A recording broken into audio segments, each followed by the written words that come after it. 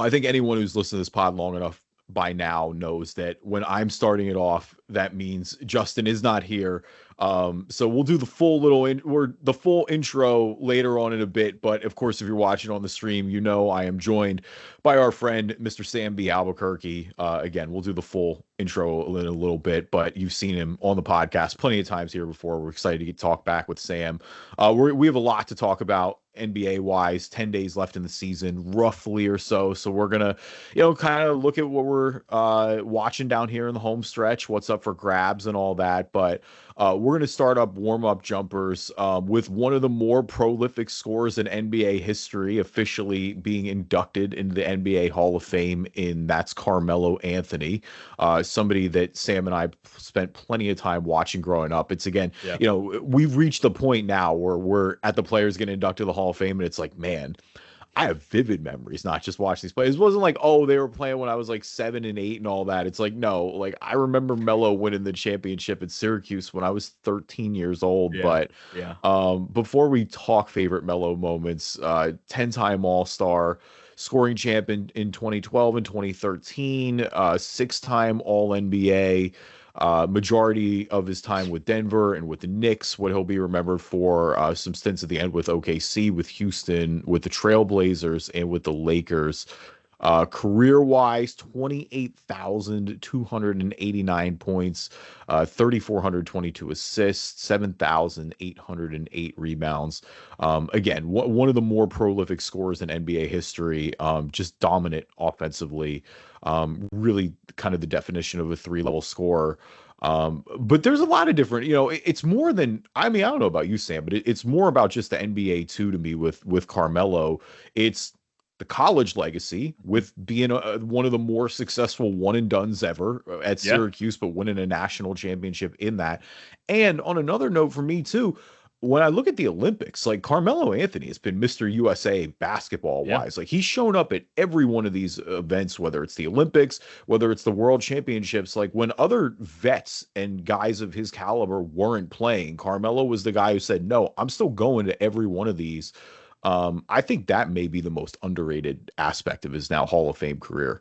Yeah, and I don't want to correct you, but you did get it wrong. You said NBA Hall of Fame. It's the Basketball Hall of Fame. Yeah, and so right. that's when it's really considered, because his run at Syracuse really not only solidified Jim Boeheim as an all-time coach, because that was his one and only title at Syracuse. Yeah, his time at the Olympics, like you said, he was the perfect Olympic basketball player because of his size, his ability to shoot, to be a three-level scorer, to play in the paint, to rebound the basketball and be physical, especially against a lot of, I don't want to say soft Euros, but that was sort of back in the day, that was the perception of the European players. And Melo was aggressive, big, could shoot, could score at any way. And so that's the biggest part, I think, of his legacy. Obviously, you have to go out in the NBA and you have to produce and be that 10-time All-Star, that 6-time All-NBA guy. But Melo's brightest moments came on the international stage, came at college. And it's really interesting when you dive back into his career and what I did preparing for this. You really saw kind of the disservice that his organizations and the bad luck that he had. It kind of is a bummer, because when you look at his career, it's like, Melo, when he had stuff to work with, it was impressive. And when he did it, he would still put up numbers, and he would still most of the time lead a team to a winning record into the playoffs. Yeah, he was on that bronze medal team in 2004, which we don't need to talk about that. But 3 gold medals at 08, in 12, and in 16. You're right, though. Like, they made the conference finals with Denver that year, and George Karl and Chauncey Billups and that whole squad. They ended up losing to Kobe and the Lakers. Fair enough. There's nothing really, no shame in that. It was a 2-time champion squad that they ended up losing to. But you're right.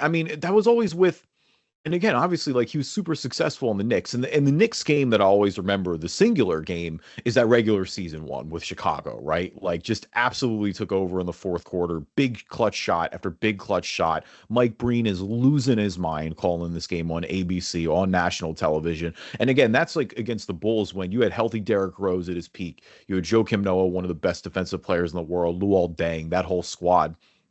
and Melo just showed out that game.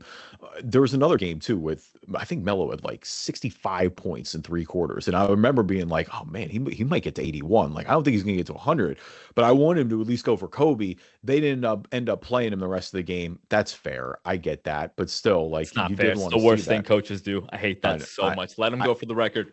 I hate it too. Like let him get to 80 at least. 100 we'll see, but like let him at least push 80.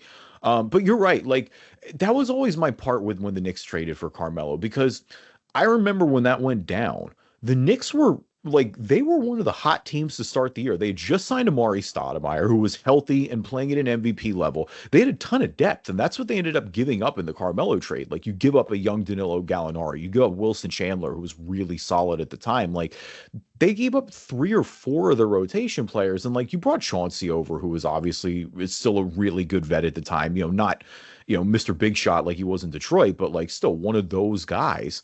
And I don't know because, and you're right. Like if we know anything about the NBA, it's that guys can be going to a certain place until they're not. But everyone on earth knew Carmelo Anthony wanted to go play for New York. Like that was the one thing he really took on is like he wanted to take on the challenge of getting the Knicks back to the mountaintop, being Mr. New York City basketball in a city that loves the shit out of the Knicks. Like, you know, it's just really, you're right though. There's always a part of me that's like, man, if the Knicks just waited, they would have kept all their depth. And then to me, then when I look at that squad with Carmelo Anthony, when you are that one piece away, that's where I go, you know what? They could have pushed Chicago. They could have pushed those Miami Heat squads with the big three. Like, and yeah, I mean, that's the other reality too. Like LeBron James does this for how many guys in the Eastern Conference where like, yeah, the guy won it for 10 years straight, but I just felt like that Knicks squad would have been way more complete because they never, while they were very good, I never really felt like they were a threat to win the title. No, and because he didn't really have that supporting cast. He got Yeah. 27 games with healthy Amari when he got traded, and obviously that team didn't end up doing anything because it was still trying to figure it out. You traded half your roster for Melo, so you have to kind of figure out how everything's going to fit, and so they didn't really get it together there. The next season's the strike shortened season. You get 47 games out of Amari, who's not who he was before, Right. and it just another season after that 29 games, and then for the rest of his stint in New York, the best player he played with statistically was probably J.R. Smith. And it's ridiculous to say that, or a 28-year-old, I think 2 or 3 ACL surgery, Derrick Rose, and then a rookie Kristaps Porzingis. So that's the best players he played with in New York after Amari. And you look at his stint in Denver, it was the same way. You're talking about Nene, Kenyon Martin, Andre Miller, and then towards the end there, you get Allen Iverson at 31, 32, and 33. You get Chauncey Billups at 32, 33, 34. And those aren't the same players they were before, but you got, I think, AI second season, he averaged like 26, played the entire season. They won 50 games. Yeah. And then Chauncey comes in the year after that at 32 years old. They go to the Western Conference Finals. Those were the 2 best players he's ever played with. And when he had help, they won 50 plus games each year. They made the playoffs each year. And and when he gets a winner like Big Shot Billups, they go to the Western Conference Finals and lose to Kobe and Powell. Like that's when I was kind of imagining this I guess reimagining his career and kind of doing a deep dive that I saw. I'm like, man, Melo really never got a break. He never had a coach that was like Phil Jackson or Eric Spoelstra or Steve Kerr, which he was supposed to get Steve Kerr when they got Derek Fisher over there, but that's a different story. I looked through it. These are the coaches. Jeff Zeldwick, who I have no idea who that is. It was his first coach who was there. And then you start to get in names you recognize. Michael Cooper was the intern for a little bit. George Karl was his longest tenured coach, who Right. was a good coach, but not And they kind of got beef coach. now. Yeah, and I mean George Karl's got beef with everybody. Right. You got D'Antoni for a couple years in New York. You got Mike Woodson, Derek Fisher, Kurt Rambis, Jeff Hornacek. Billy Donovan was probably the best coach he ever played for at OKC for that year that he was there with Paul George and Russell Westbrook. And then you got Terry Stotts and Frank Vogel, and he's done.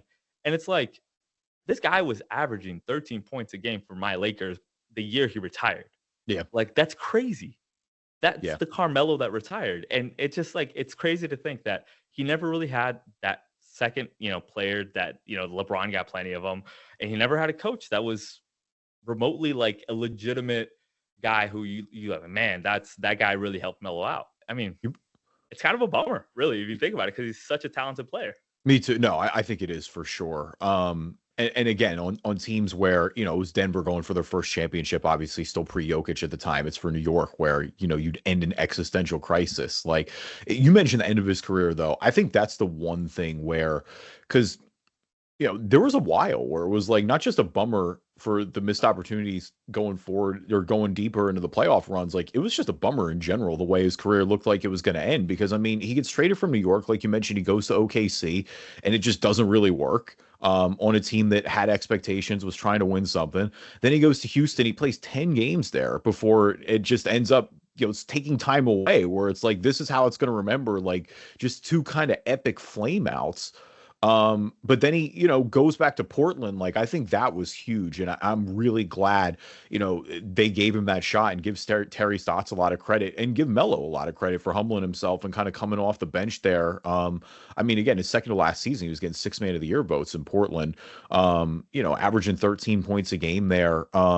But more importantly, just going out on his terms. Like, I think people will remember those 2 years in Portland, even that year at the Lakers, though, again, in much smaller roles. But that was Melo going out on his terms, not, basically just washing out of the league because he wasn't good anymore. Like, that's what it looked like in Houston. And you just don't like to see legends like go out like that. He went out with a lot, like, with his head held high. But that's the thing that, like, I think is when you re-examine it, you're talking about 35, 36, and 37-year-old Melo averaging 13, 13, and 15 points. Like, that's how good he was as a scorer. Like, people will play their entire career and never average double-digit points.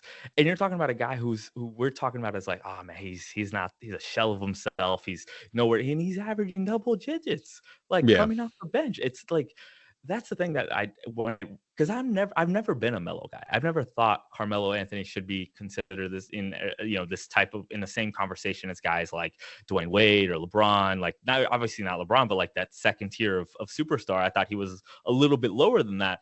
But the more and more I've kind of looked through it, and really, when you sent me the rundown for today, I was just like, Melo kind of, he deserves a little bit more flowers than he gets, and he deserves his career track deserves to be recognized for what it was. And it was 2 good years of Allen Iverson, 2 good years of Chauncey Billups, and 27 good games from Amari, and he got Kristaps as a rookie. Those are his best second bananas. And you talk, it's just I feel bad for the guy when I actually did the career rundown.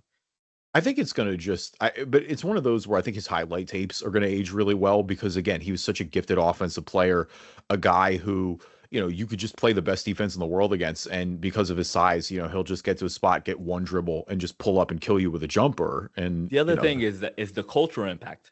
Melo, I think, had a bigger cultural impact than people give him credit for, because he was sort of like the next generation for Allen Iverson, where you think about the 3 to the dome, like people still do that. Hoodie Melo, grabbing rebounds and yelling F out of here. Like, exactly. Those are the kind of ththings that people are going to remember Melo by, and that his cultural impact, I think, is going to ultimately be his legacy. A little unfortunate, because I think he just, because his career, the way I was explaining it, I feel like he was a better player than a guy who was just a cultural impact kind of guy. Like, he was a legitimate player. But he'll never bring it up. I mean, I think he did actually maybe talk about it on his podcast, because he's doing that podcast now. But when he addressed what was going on, but man, if you want to talk about culture and off the court, that picture of him looking at Rihanna is the funniest. Is still one of my favorite things I've ever seen. Yeah, like, remember Skinny Melo? Skinny Melo was fun too. What they say, Melo's off like two shots of Henny and a pull of the sour, ready to risk it all. Like, listen. It's because the outfit too. Like, he was dressed like it was like a 1920s party or something like that. Melo's got good style though. Like sure. When you see him in these podcasts, I'm like, I respect the way he dresses. I as a connoisseur of the fashion, I enjoy his outfits. He's always got the shades on. He rocking the cornrows back in the day. That was a cultural kind of staple with those baby blue, like, glossy Nuggets jerseys. And the headband too. He always had a headband. He always had a ton of Jordan shoes. Like, people forget how many he was one of the, like, those signature shoe guys early on, especially for Jordan brand. My little brother had him. My little brother had a baby blue Nuggets Melo jersey, and he had because you know how it goes when you got smaller feet, you can get more Jordans because they're way less expensive. He had the Carmelo, like the first ones that came Yes. out, which again they're more hoop oriented shoes. But you're right, like Carmelo was one of the like original Jordan brand athletes. Like he Yeah. got that coastline. One of my favorite Melo debates. And this one truly is kind of 50-50 for me, but it is closer than people give it credit for.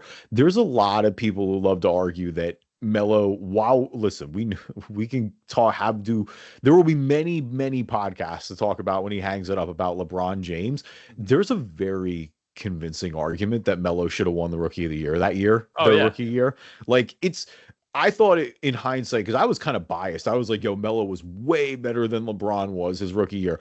I went back and kind of looked at the stats. I was like, Braun was cooking. Like, never mind. It Yeah. was definitely close, but like Melo made a big impact right away. And that Nuggets team was better than the Cavs were. And that's the thing. Melo came in as the leading scorer for that team. Like he Yeah. was the best player. And that's that when I started looking through year by year, I'm like, he walked in the league as a number one option. And we forget how much of pressure is it for the 19-year-old kid. Like how many kids are walking into the league nowadays and being the number one option for a team that was, I think, had a winning record as a rookie.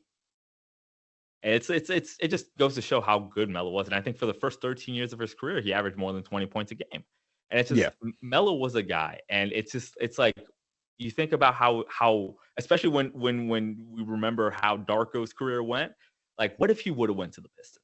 Like what would have happened then? Like what Larry like Brown he wouldn't have played him. that's fair, but he would have been No, I mean, surrounded by vets and not had that sort of and he might have won. He would have eventually fit into that team it's as a huge it's just an interesting question. No, it's an all-time what if. It's one of the bigger what ifs in NBA history, and I think the only reason that Detroit isn't more furious about it and it doesn't get talked about more is because that Pistons team won the title. Like Yeah. because they brought a championship home, you don't really need to. But right, like imagine that team with Rip Hamilton and Rasheed Wallace and Ben Wallace and Tayshaun Prince, and you had by the way Carmelo Anthony in the lineup. Even if Like he was your sixth man for the first year or two, you're talking about eventually Rasheed leaves and you can put him in that four, have Ben be the five. You had Tayshaun at the three. You have so much length, so much size. Carmelo's going to have to buy into play defense with Larry Brown as the coach. And so it's like you're talking about a guy who could have had a run more like Dwayne Wade. You know what I mean? A guy who had a good organization around him that was able to probably win a championship or two. And instead he goes to Denver and becomes this automatic scorer guy, but ultimately never has the team success that he needed. And he's shown when you look at the Olympic side of it that he's able to buy into a team concept and take less shots when there's better players there. So he's one of the most ultimate like sliding doors player, I think, in NBA history.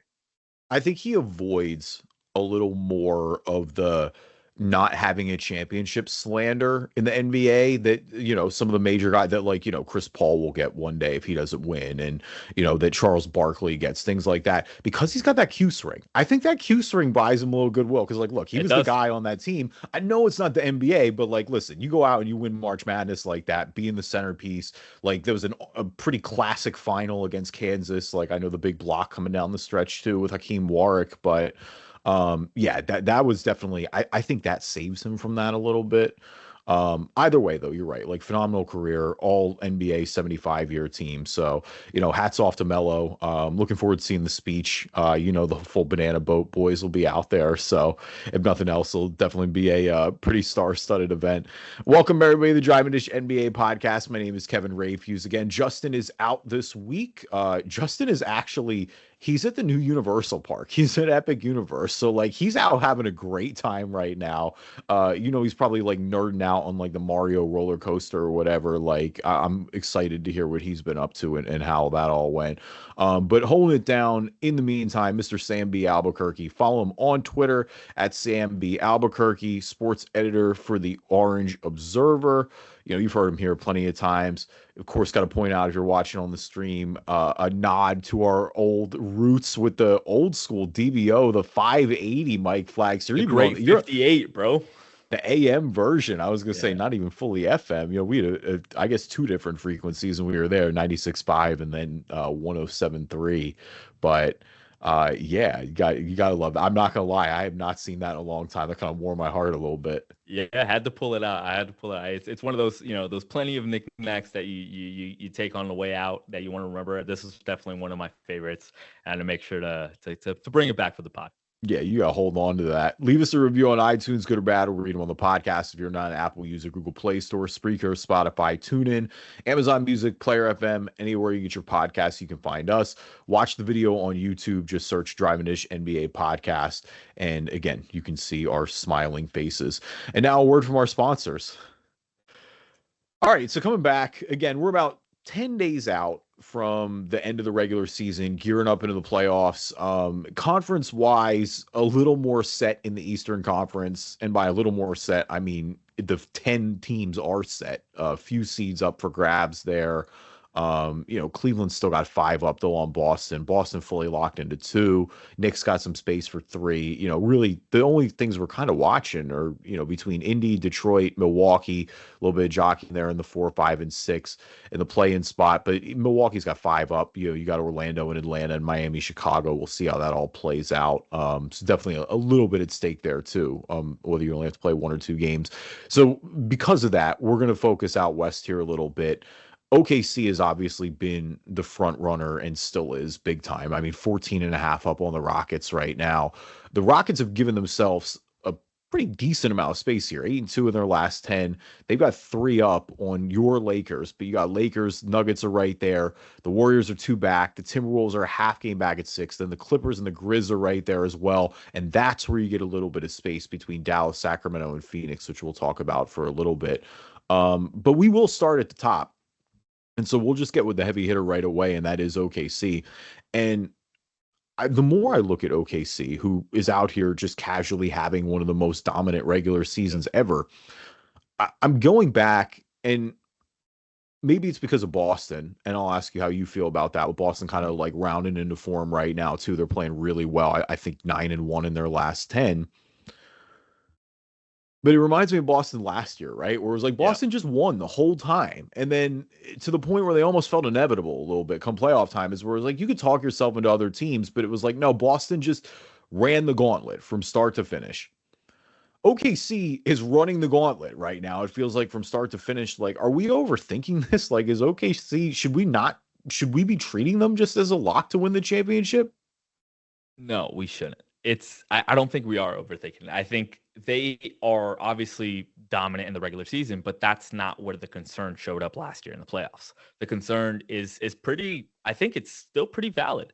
Shea obviously is a great player, but he hasn't carried a team to the finals yet. And last year was his first chance to prove it. And it felt like offensively, he wasn't the same guy that he was in the regular season. And then obviously the second question comes into, what about Jalen Williams, this guy who's supposed to be his Robin to Shea's Batman? He also didn't produce in the playoffs last year. And so the question still remains is if Shea can put up the numbers he put out in the regular season, is that enough to carry them through a very loaded Western Conference?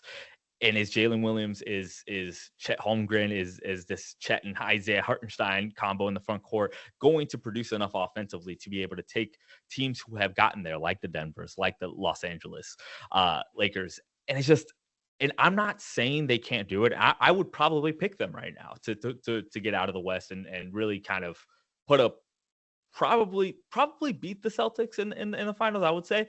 But we aren't wrong to question if they can get there, because honestly, if you're asking me as a Laker fan, would I rather play Denver or would I rather play OKC in the Western Conference Finals?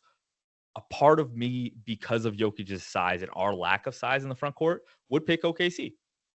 I respect, because Jokic has just had your number, that you feel that way, because that's what I think it boils down to, because I think you're out of your mind, frankly, especially with this Denver team. And I listen, Jokic is the best player on the planet. I mean, that man had a 60-point triple-double the other night. Like, this is and Edwards, by the way. Doubles, two in the first half of the game and the second half of the game. Right. Like, and Edwards with an all-time quote after the game, by the way, that Jokic is the best player he's ever seen, after him, of course. I love it. Yeah, I'm so upset they haven't had the same year they had last year with Minnesota. Like, we'll get to them later, but it's just the way last year went and its trajectory. I really wanted them to be kind of what OKC is this year.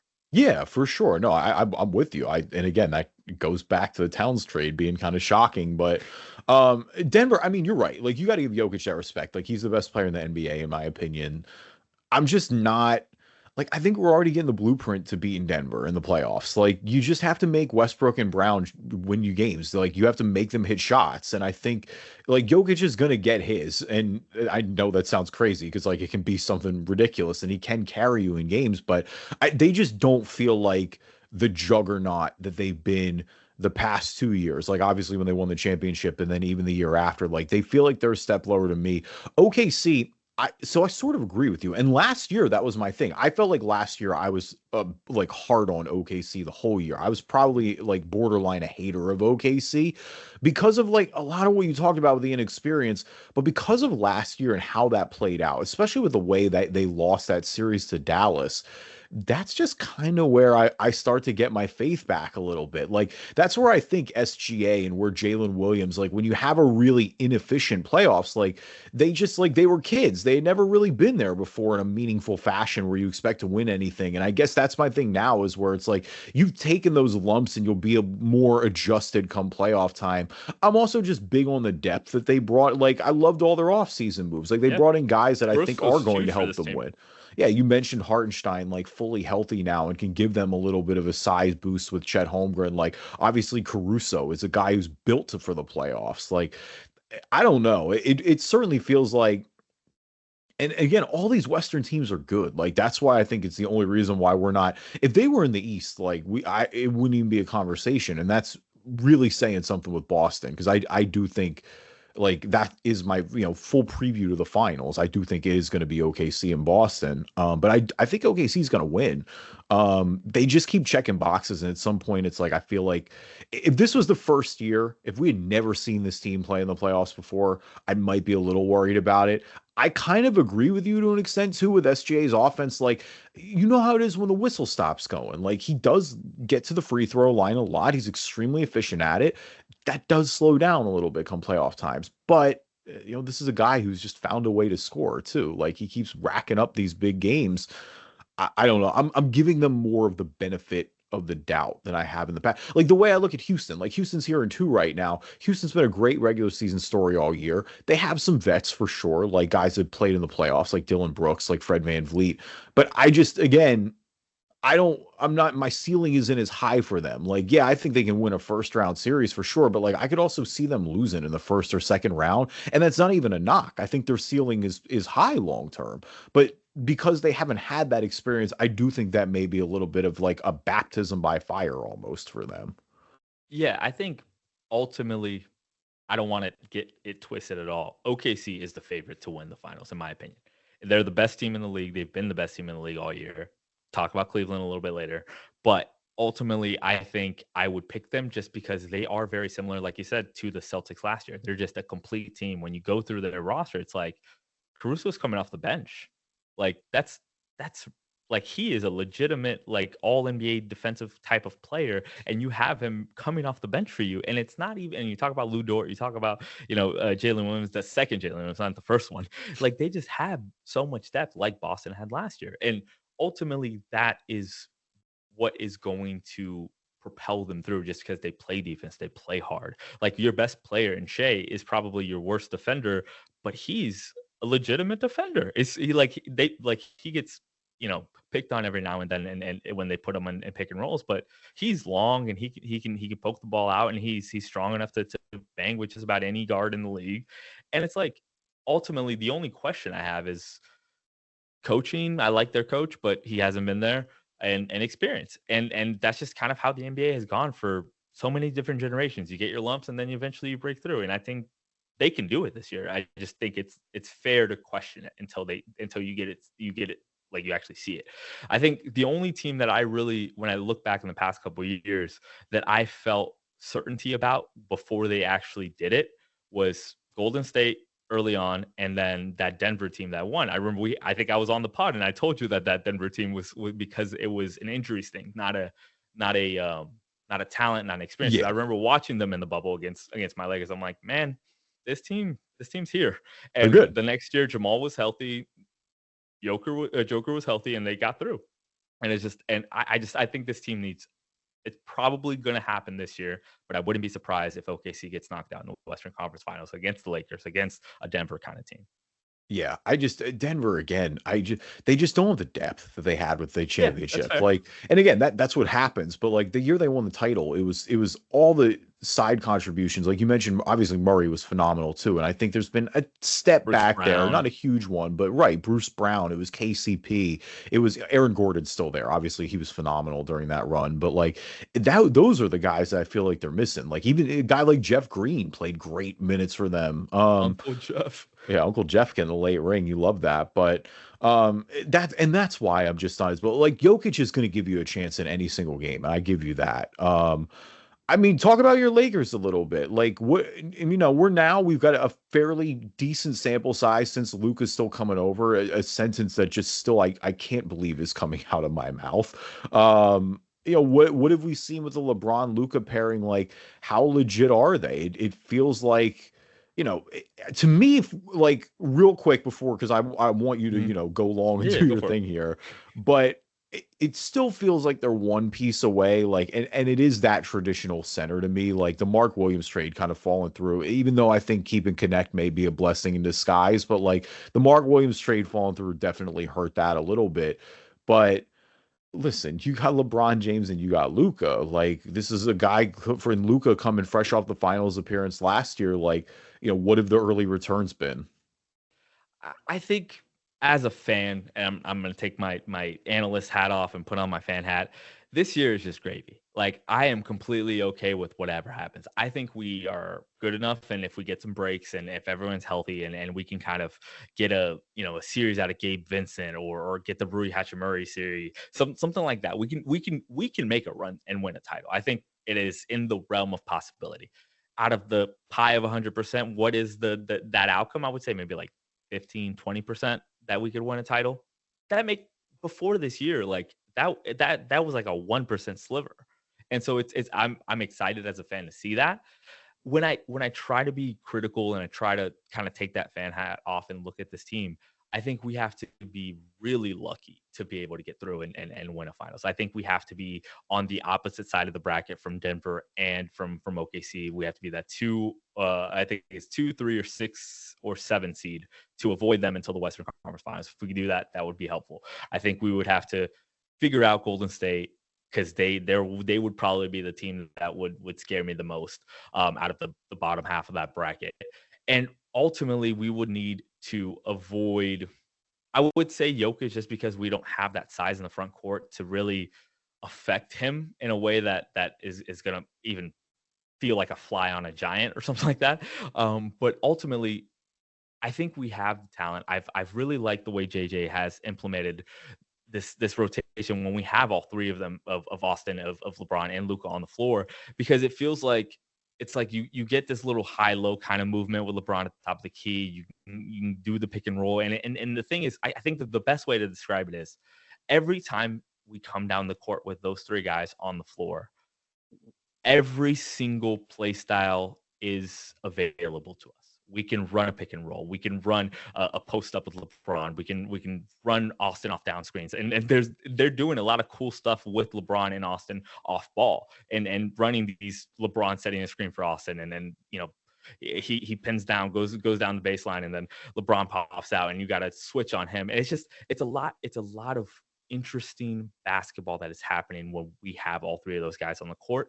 And because they're all so cerebral, all of them have the ability to handle the ball. All of them are great passers. I think Austin is a very underrated passer. And we have enough shooting with Rui. We have enough shooting and defense with Dorian Finney-Smith. We have enough shooting with Gabe Vincent, and just enough size with Jackson Hayes that we can play any style that we want and exploit what a defense is doing. But we can't defend. And so that's scary. And so that's ultimately what I look at is like, who can exploit our lack of size? Who can exploit our lack of, I guess, lateral mobility on the perimeter defense? And it's a lot of teams. And it's a lot of teams. I think OKC can do it. I think Denver can exploit our size. I think Golden State can exploit our lack of just general defensive athleticism, especially with Steph running around as he always does. And so I don't think we're gonna win, but if we are just lucky enough to be on the opposite side of the bracket from Denver and OKC, we can get to a Western Conference final. I'm pretty Yeah, confident about that. I think best case scenario is Western Conference Finals. And you're right. I mean, if it ended how it is today, you're a 3 right now, and you're right. Like I think they could beat Houston in a second round series. I don't think that's a given, but I think you definitely could beat Houston in a second round series. I'd feel better about a matchup against like a Minnesota or Clippers, obviously, than Yeah. you would. And Denver and the Warriors one of them knocks each other out then in the first round. Clippers are really fun right now, man. Clippers are definitely fun right now. Like we're going to talk about. I'd rather play Houston than Clippers. Right Listen, now, if I'm being honest with you. You know how I feel about Ty Lue too. Like Ty Lue is going to coach some matchup out there. Dude, like Zubac is averaging 20 points and 12 and a half rebounds in the month of March. Yeah, and he's their third or fourth leading scorer in March. It's ridiculous. Yeah, I mean, it's him and it's Norm Powell just out here in his 30s having the best year of his career. Like what, just an all-time old guy. Let's get it and elevate. Don't forget about Bogdanovic shooting he's shooting like 45% from three for the past month and a half.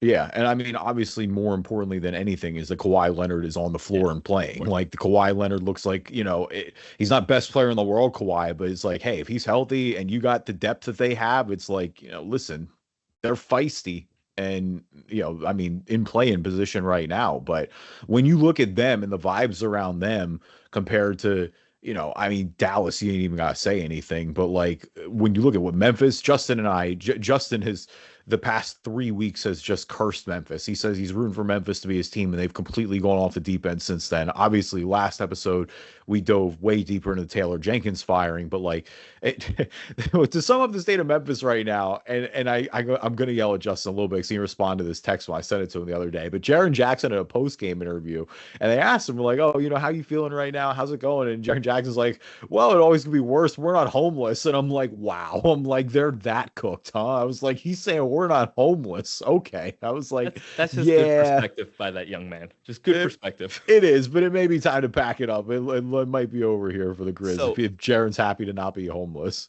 The vibes are definitely off. Like that team is I don't know what's up. I don't know what their Finnish coach and Jaws doing the finger guns and getting warnings. Like it's definitely not a good vibe. And they've lost like 8 of their last 10.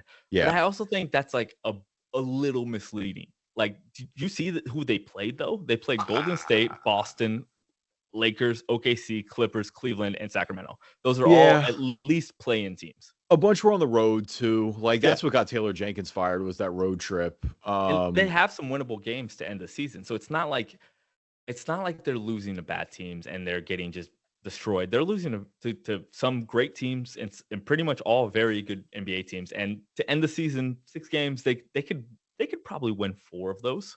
They're tied talent-wise, They're tied with the Grizz at half right now, 49-49. I mean, you got Detroit on the road, but like you got to beat Charlotte. Minnesota, the huge potential seeding game there. So that's good. And you got Denver on the road and you got Dallas. Dallas could be a big game seeding wise too.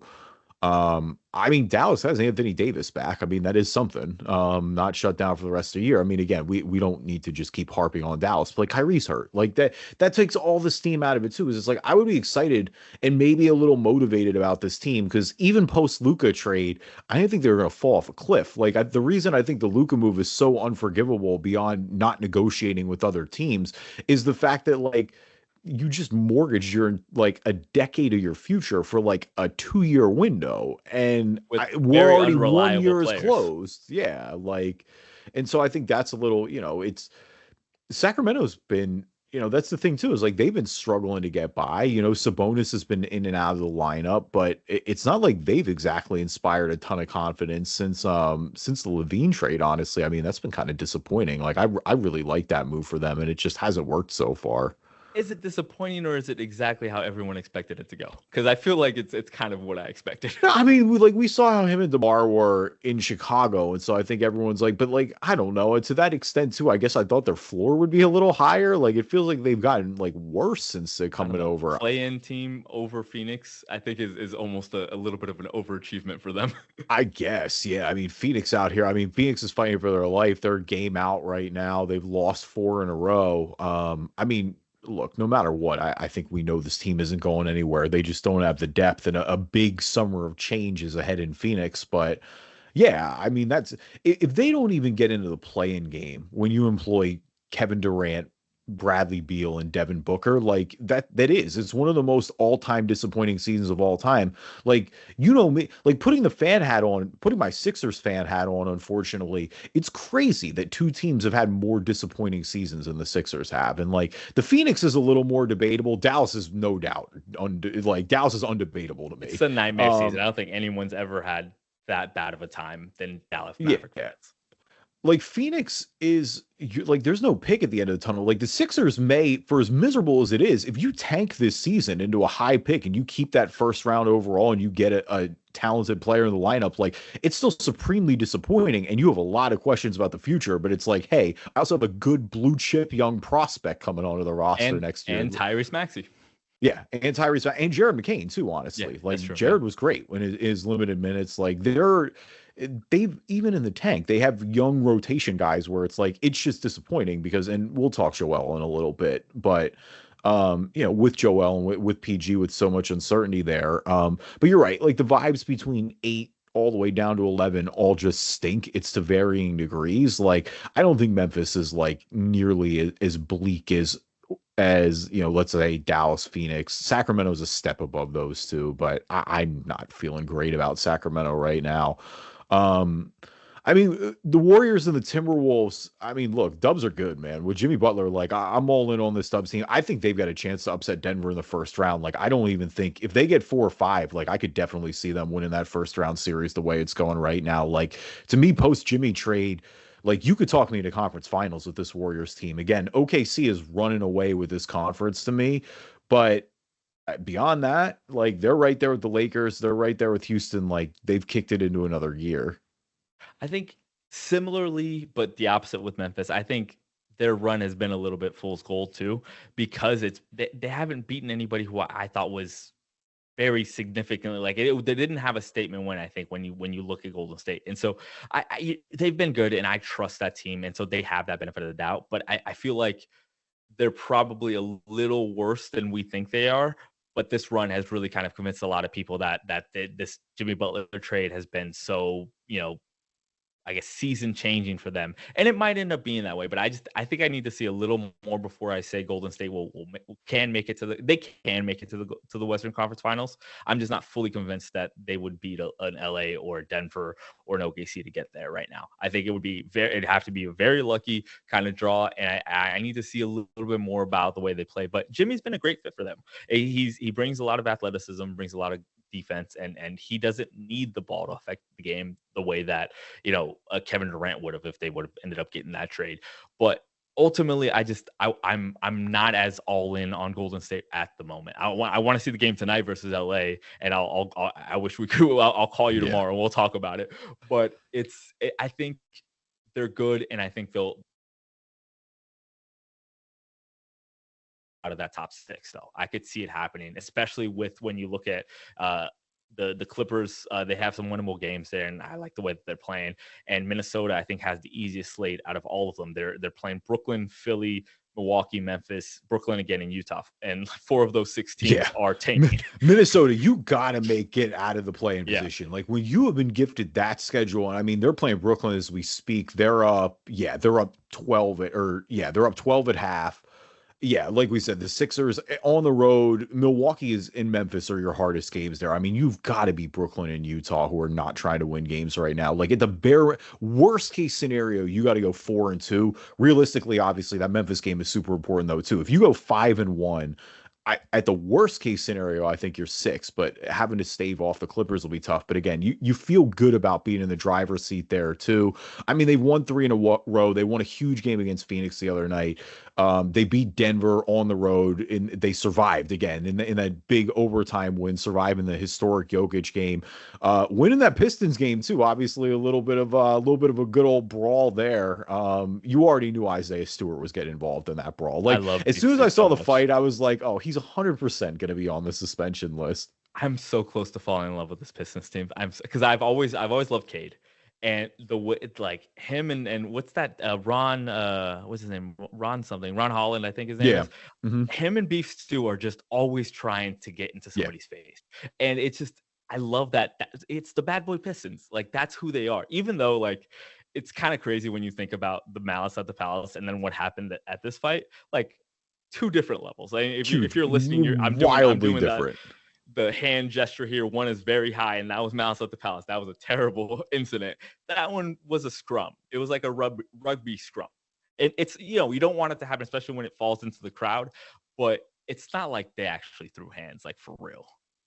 No, 100%. Like there was a little bit more of a wrestling match than anything. Like, they were going, Ron and Dante DiVincenzo were going out a little bit. They wrestled, they fought in the stands, they jawed, they pushed. That wasn't like, there will be suspensions there, but that wasn't really that serious in the grand scheme of things. Like that wasn't a big NBA brawl, but that was like the biggest brawl in like the past, 3 years, 5 years? I can't even remember when there's been I guess an incident more, I guess that actually happened. You think about Beef Stew back in the day with LeBron, where he tried to he tried, yeah, the charging down the court. The one that stands out to me recently, and it wasn't even that recent. I feel like this is like 5-6 years ago at this point, but like it was Chris Paul and Rondo.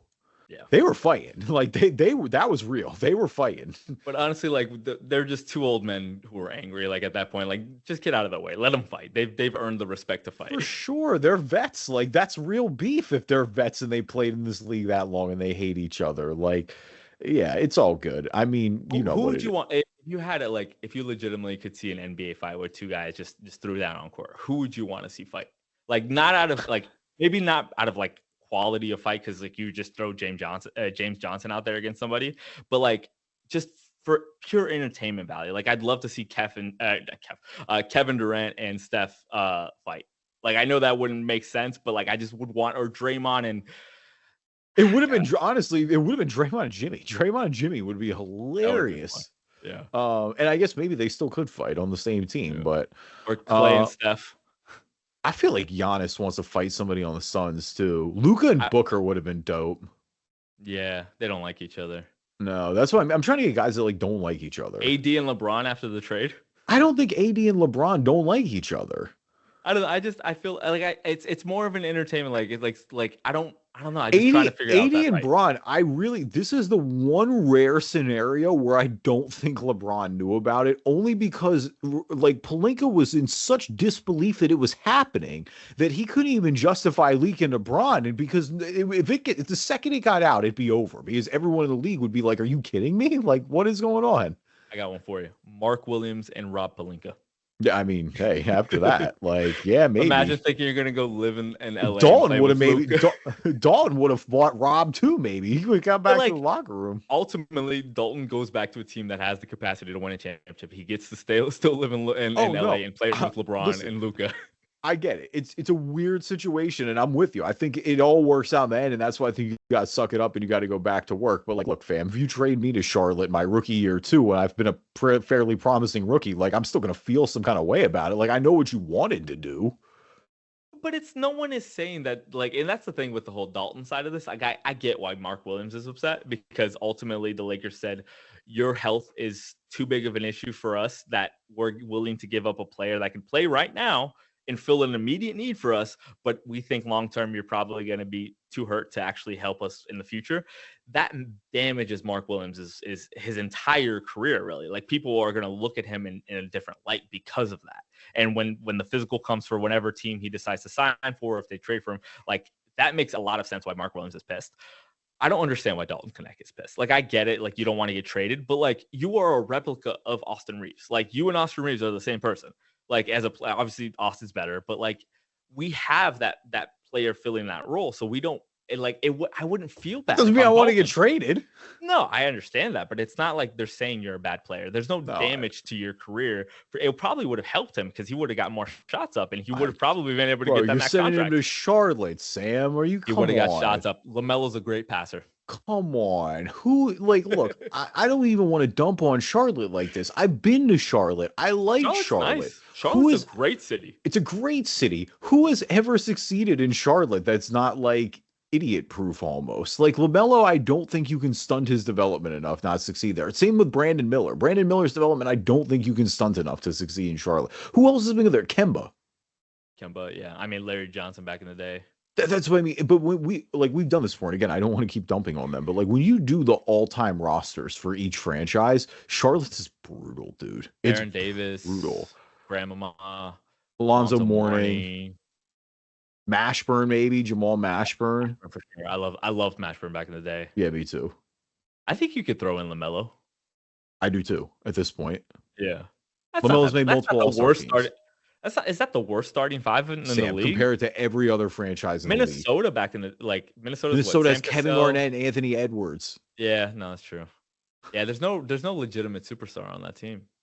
Zoe was a dude though back in the day. But even Zoe's best years were in Miami.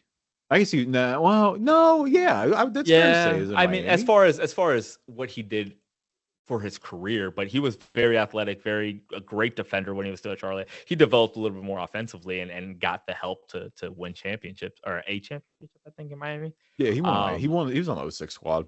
Yeah. It is brutal. I'm gonna go through that later, but it is bad. There aren't many that are close. Like there's a few that you have to like. But even then, like, because when you look at like who stinks now, so like the Wizards, for example, have been pretty bad for a little bit. Yeah, but Wizards were competitive in the 2000s. You got a lot of history there. Yeah. We'll talk about that some other day. But I don't think Dalton should be upset because either way he would have come out on top. It would have been a win-win for him because if he goes to Charlotte, he gets more shots up. He probably is eventually a max player or at least a heavy contract player. And if he comes back to LA, he gets to compete for a title and play with some of the greats. I don't want to talk a ton of East. Like we're not going to go all the way up and down the standings the way we did with the West. Before we finish before we move on to these, what do you think is going to happen in the West as far as which team's going to get that last playing spot? How is the top six going to play out? I want to hear what you kind of landed on there. Phoenix is a mess right now, and I mean, so is Sacramento, and that's where it's tough. So like, you look at the Phoenix schedule, you have Boston, New York, Golden State, OKC, San Antonio, and Sacramento. That is brutal. Like you could lose the next 4 of those games. Like those Boston and New York games are on the road. Like maybe Boston's not trying, but like they kind of are. New York, I don't know. They're easing Brunson back in. Like they got to hold on to their standings. Like obviously Golden State will be, maybe you catch OKC at this point on an off night. Sacramento's schedule's a little bit better. Charlotte, Cleveland, Detroit, Denver, Clippers, Phoenix, but none of them are really inspiring confidence right now. Like it's tricky. I went through all of it and I'm like, I landed on Phoenix missing the play in. I think ultimately they're in Cancun mode. They're in like 1, 2, 3 Cancun. Like that's where they're at mentally. So the schedule's too tough too. It's like they need to make up a game already. So like you're already one back. I don't know. I don't feel like there's enough. I think Sacramento could just eke out enough. Good for Dallas, but I mean, with Dallas having Anthony Davis back, like I think they'll eke in as well. And honestly, like I could see Dallas winning that game against Sacramento. And then whoever gets, Minnesota has such a cupcake schedule again that I think they could be as high as 5, honestly. And then either Golden State or the Clippers, like whoever of Golden State or the Clippers is 7 will be 7. Like I'm not worried about them losing to Memphis or anything else. Like they'll make the real playoffs. I think the Clippers get into the top 6 just because of how well they've been playing. Like I went through the splits for the past month from March to now with the Clippers, and Harden's averaging 25, Kawhi's averaging 25, Zoo's averaging 19, Bogdan's shooting really well from 3. Norm Powell's taking a backseat scoring wise, but he's still averaging 14. It can give you 30 any night, and they've won 7 of the last 9, and the 2 that they've lost in the last 9 have been to Cleveland by 5 and OKC by 2. And they're obviously, we know about Ty Lue, and I think 5 of the last 6 games are very winnable for them, and they have 4 of them at home. And so I think even though Minnesota has the easiest schedule, they're on the road 4 out of the 6, and I don't trust Minnesota very much. I trust what's going on with the Clippers. If Kawhi's healthy and Zeus playing the way that he is, like Harden doesn't even have to do it. He just has to pass the ball, which he's averaging, I think, like almost 9 assists a game. I think they get. I just don't know who goes down. It might be Golden State. It might be might be. Minnesota. I'm I looking don't at know. the schedule. I think it's Golden State more than Minnesota, and that's off the schedule. And I think Golden State might be better than Minnesota, but Minnesota's schedule just isn't really that imposing at all. Like Golden State has the Lakers later tonight, so we'll know what happened there as of recording this when this episode Yeah. drops. But like you've got Denver, you've got Houston, you've got Phoenix, who again is fighting. Then you've got San Antonio, you've got Portland, but Portland has been better in the second half of the Portland's year. not a terrible team this year. No, and then you've got the Clippers. The Clippers have Dallas twice, San Antonio, Houston, at Sacramento, at Golden State. Yeah, I feel like the Clippers there, if they handle their business, like both those Dallas games are home. Like, yeah, you're right. I feel like at the worst, you're going 500 there. I could see Golden State, like, but Clippers, you get to 4-2 easier. Like for Golden State, I think their best case scenario in that stretch is around 500. Like, it's just going to come down to who wins some of these games more, wins some of these matchups, which, I mean, obvious statement is obvious, but I'm going to give Minnesota the benefit of the doubt, just again, off their schedule. Like, I think they get as high as 5, honestly, and you get the Denver Minnesota rematch, which would be pretty cool. Golden State has been great. Like, I feel like I've said so many good things about Golden State, and I do kind of believe in them a little bit. I'm going to give them the benefit of the doubt and say they eke out the Clippers. But I'll tell you what, that Clippers, because I do think the Clippers would come out of the play at 7. That Clippers Houston first round series, like, I don't know if Houston wants the Clippers. Like, No. they're on upset alert. From Everyone day one, wants which Houston, is crazy. I think Which every is team in the silly, West though. wants Houston. I know it they is, do. but it's They haven't been it's there. sort of, they have the OKC problem where they have players that are good, but none of them are the one that takes over the game. I think like is I guess whichever Thompson brother plays there can do it. I think obviously Jalen Green can do it, Şengün can do it, but it's none of those guys have been doing it for a full season like Shea did. Whichever Thompson brother, you can't disrespect Ahmed like that. Osar's balling Detroit too. I honestly just forget. It's no disrespect. They obviously are twins, and I think they're both great. Ahmed is a little better, but yeah. I've never been good with twins. Like when I found out that our buddy Nick Renowitz was a twin, it really threw me off. He and Chris look different enough that you can you can definitely tell them apart. And Chris not never really lived here in Florida with us, so it wasn't like he was around a ton. But Right. if they both worked in the same place, I swear I would have had an aneurysm trying to figure it out. I've always been bad with twins. I just haven't been around twins enough. Like none of my family, none of my close friends, and the only one that I can think of was their fraternal boy and girl twin. So it's like not an issue. Right. Yeah, definitely usually not an issue there. Eastern Conference, I mean, Boston's still the favorite here, right? Like Cleveland's had a great year. I think Cleveland is a little bit better than they've been in the past. I still don't think they're getting past Boston yet. I think sort of, again, I looked through all these games. Boston's recent, they won 9 games and then lost the recent one, but it was against not great teams. You're talking about Brooklyn, Miami, Utah, Portland, Sacramento, Phoenix, San Antonio, Memphis. Like it's not really a murderer's row. They didn't play Cleveland in that. They lost to Cleveland right before that run, I think. And so, like, even though they've been really good and winning lots of games, it's also, again, they haven't won an impressive game. I think the Lakers game when they won, that was impressive back in the day. A couple, I think before March, I forgot when we lost to them, but it's just ultimately, they still have probably the best collection of top 8 to 9 players, maybe in the entire league, but definitely in the East. If they get unlucky in the draw and they have to play Miami in the first round, and Miami's always kind of going to scare them, and they have to play this year, I'm just saying, I just throwing that out there. You know how Eric Spoelstra is. Tyler Hero's playing well. I don't think. Spo would be the wizard of all wizards if he pulled out a playoff run this year. I'm not saying he will. I'm not saying they would lose to. I just think if the first 2 rounds against Miami or against Milwaukee or against the Knicks in the second round go 6 games each. Let's say Boston wins them in 6, and Cleveland runs the gambit on the other side. You're talking about a fresh and rested Cleveland team. Evan Mobley versus Kristaps Porzingis, who's eternally just made out of porcelain, and Al Horford, who's 65 years old, like, who have played now at this point 12 games, and Cleveland's probably coming off of 8 to 10 games. the way Mobley's playing now has been so much more aggressive than like physically aggressive in the paint. Obviously, he's shooting more threes, but if you look him in when he plays on the interior, he could break either one of those guys and change a series, in my opinion. And so ultimately, I am scared of Cleveland. I would still pick Boston. It's sort of like OKC. I could see it not working out, but I would still pick Boston to get out of these, still pick OKC to get out of these because of just how deep they are. They just have so many good players. Like it's ultimately like you're talking about Drew Holiday's probably what your fifth best player? Like that's incredible. Fourth or fifth, depends how you feel about Derek White. A lot of people like a lot of people. I like Derek White a lot. Yeah, and I do too. But I would probably pick Drew over him. But like I've heard some crazy things being said about Derek White, especially by like people I respect. Last year too. Last year was the ultimate Derek White year. He's phenomenal. Yeah, Bill Simmons loves Derek White, by the way. Like Bill Simmons, yeah. So it's just kind of it's that's ultimately my thought process is I think they could get unlucky and their path to the finals could get more difficult. I don't think there's a scenario that I would pick against them, but I could see some stuff going wrong for them.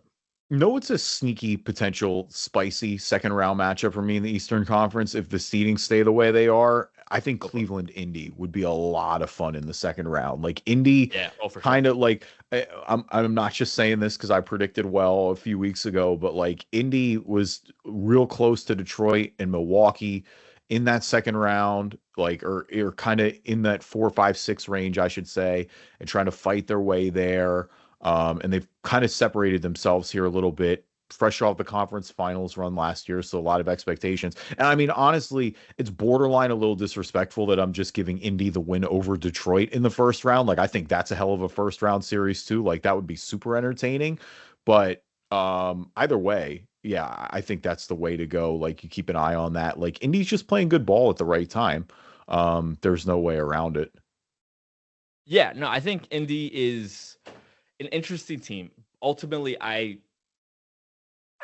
just love Rick Carlisle. I think he's just he can get you a win or two. And I think Cleveland having kind of sort of like that OKC track where they get to the second round last year. I don't know if Indy has enough firepower. That ultimately, like they don't have that scorer in my opinion. Like Halliburton's good. I think he's a good player. But I just don't think he can carry a team that has less talent than the opposing team and get past a better, just frankly, a better team overall than like a Cleveland. So, yeah, no, 100%. All right, before we get out of here, Joel Embiid's getting arthroscopic surgery on his knee. Yeah, I mean, we all knew this was coming.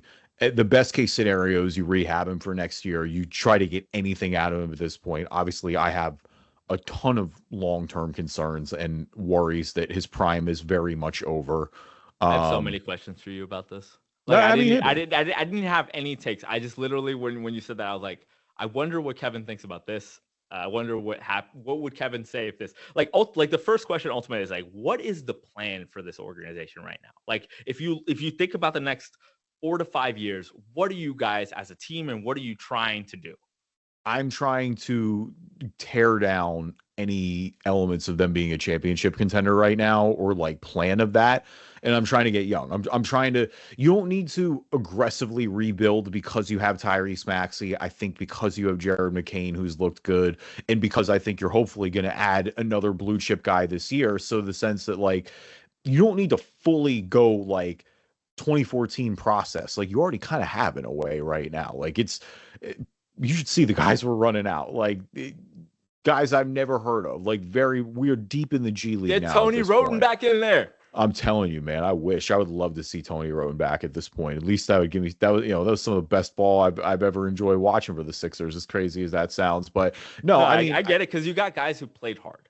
You had guys who were out there fighting for their NBA lives. So it's a part of that, even though it's flawed in a lot of ways, a part of that is fun to watch. Like I love when I think about the old Magic team, the Heart and Hustle Magic team, and how our buddy Scott Inez loved that Darryl Armstrong led team. And I love those jerseys with like the like darker blue stars. Like that team was just fun to watch because they played so freaking hard. Yeah, but Joel, going back to it, I mean, because of the contract and obviously the injury history, but the contract too, you're just not moving Joel right now, or not for anything that's not like, do I think somebody would take a swing on Joel? Yeah, maybe not with that contract though, and not for anything that you would get proper value wise back for. And so that's the thing is like, I'm gonna, I think the best case scenario is you do what you're doing now, right? Like you try to get anything you can back for him. You try to get him healthy on the floor next year. And, best case scenario is he looks even a sliver of like himself. And then you maybe have the option to move on. Like, look, I love the big fella. It's just, it's not working. Like he doesn't fit the timeline anymore. Maybe you eat another year or two of that contract. And I mean, that's essentially what you have to do with Paul George. Like Paul George now, like, look, it made a ton of sense at the time. Like, I'm not going to rewrite being excited about that finals or that signing at the time. It stinks he fell off a cliff. But like, look, if you're rebuilding, then Paul George makes absolutely zero sense in this timeline, and he's extremely expensive. But that's kind of the problem. Is it's like you've got 4 more years on that contract. Like, again, you could potentially eat part of one this year, but he's still a lot of money, and it's not like he was good really at any point this year. Like he looked sharp in the preseason, got hurt, and then never really got back into sync. Like it's just, that's when you're just completely desperate, when you're going back to highlights from the preseason. Like he looks pretty good there. He's 35 now. Like it just may be over. Like it, and you kind of knew that when you signed Paul George, but you were hoping that you'd get 1 or 2 years of him still being a sliver of Paul George, and that's when you'd compete. That unfortunately has gone down in flames. Like the worst case scenario was they lose the pick because then you just have nothing to look forward to. And like, I don't know what you do. And all of this is easier said than done. But yeah, I think you're trying to move on from Joel and Paul George this year. Like I think you're fully, tearing this thing down and trying to retool.